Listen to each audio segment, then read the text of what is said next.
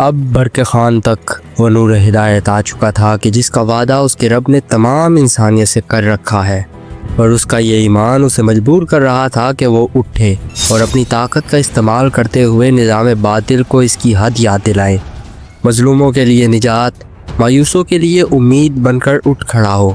اور وہ اٹھ کھڑا ہوا، ایک ایسے طوفان کے خلاف کہ جس کو روکنے کی خواہش رکھنے والے کئی سرما، کئی سلاطین اور کئی ریاستیں صفحۂ ہستی سے مٹائی جا چکی تھی۔ وقت فرصت ہے کہاں، کام ابھی باقی ہے، نور توحید کا اتمام ابھی باقی ہے۔ یہ ہے برق خان سیریز کا پارٹ 4۔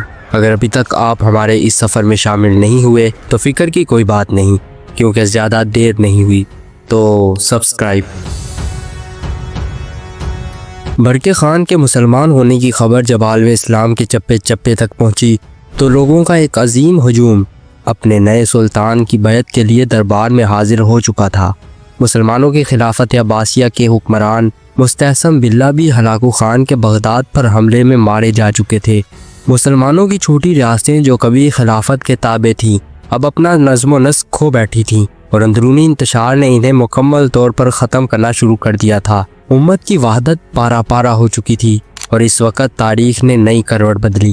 جیسے ہی برق خان کے ایمان لانے کی خبر مشرق و مغرب تک پہنچی تو عالم اسلام کے زخموں پر ایک مدت کے بعد امید کی پہلی کرن دکھائی دی۔ وہ امت کے جو بغداد کے ملبے سے اٹھی بھی نہ تھی، وہ امت جو عباسی تاج کے ٹوٹنے پر ساکت کھڑی تھی، مگر اس مایوسی کے عالم میں ان کے سامنے ایک سوال، ایک امید بن کر کھڑا تھا۔ چنگیز کا پوتا، باتو کا بیٹا برق خان ایمان لے آیا ہے کیا واقعی؟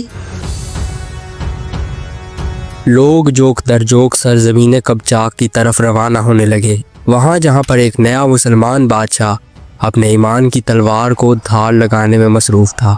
اسی دوران برقے نے ایک سب سے اہم کام امت کی وحدت کو جوڑنے کا کیا۔ اسلام کے بڑے بڑے حکمرانوں کو خطوط لکھے گئے، ایلچی روانہ ہوئے اور پیغام پہنچا دیے گئے۔ ان میں سے ایک خط رکن الدین بیبرس کو لکھا گیا، جو کہ مملوک سلطنت کا حکمران، تاتاریوں کو پہلی بار شکست دینے والا، آخری صلیبی جنگ کا فاتح، اب ایک نو مسلم مگر ایمان کے جذبے سے سرشار حکمران برق خان کے ساتھ اتحاد قائم کرنے والا تھا۔ سلطان بیبرس نے برق خان کے اس پیغام کو قبول کرتے ہوئے قاہرہ سے قاصد روانہ کیے، اور اس طرح برق خان اور سلطان بیبرس کے درمیان ایک تاریخی معاہدہ طے پایا۔ اس کے نکات کچھ اس طرح تھے: گارڈ ہاورٹ اور سلطنت مملوک مل کر ہلاکو خان کا مقابلہ کریں گی، تمام تجارتی راستے مشترکہ تحفظ میں ہوں گے، اسلامی شہروں پر ہونے والے تمام حملوں کا جواب دونوں ریاستیں مل کر دیں گی، بلا تعصب فوجی معلومات، اسلحے کا تبادلہ کیا جائے گا۔ اس طرح گارڈ ہاورٹ اور مملوک سلطنت جسد واحد کی طرح متحد ہو گئیں، اور پھر ہلاکو اور برقے کے درمیان پہلا بڑا ٹکراؤ قفقاز کے پہاڑوں میں ہوا۔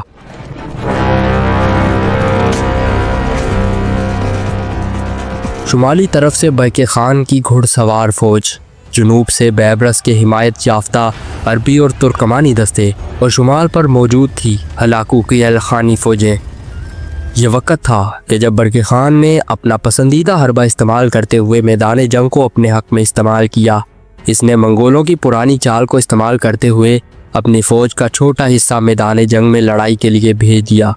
جب دشمن کی طرف سے پوری قوت کے ساتھ حملہ کیا گیا تو برقے کی فوج نے پسپائی کا جھوٹا موٹھا ناٹک کیا، جس سے ہلاکو کی فوجیں ان کے پیچھے آنے لگی، اور برقے نے انہیں جال میں پھنسا لیا۔ اب ہلاکو کی فوجیں چاروں طرف سے گھیری جا چکی تھیں۔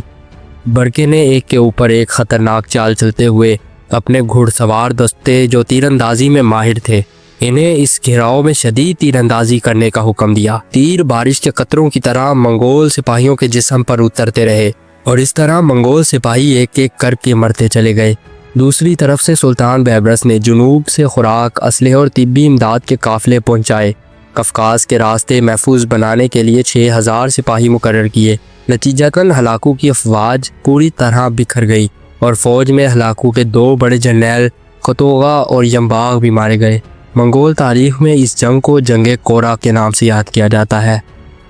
کورا کی سنگین وادیوں میں لڑی جانے والی اس جنگ میں برقع خان نے جو وار منگولوں پر کیا تھا وہ ابھی آنے والی جنگوں کی شروعات تھی۔ اگر آپ ہمارے ساتھ اگلے محاذ پر بھی جانا چاہتے ہیں جس میں برقع خان اور سلطان بیبرس نے الخانی سلطنت کو گھٹنے ٹیکنے پر مجبور کر دیا تھا، تو اس سیریز کا پارٹ 5 لازمی دیکھیے گا اور ہسٹری کے ان بکھرے ہوئے صفحات کو جوڑ کر آپ کے سامنے حقیقت پر مبنی ڈاکومنٹریز کو شیئر کرنے والے اس چینل کو ضرور سپورٹ کریں۔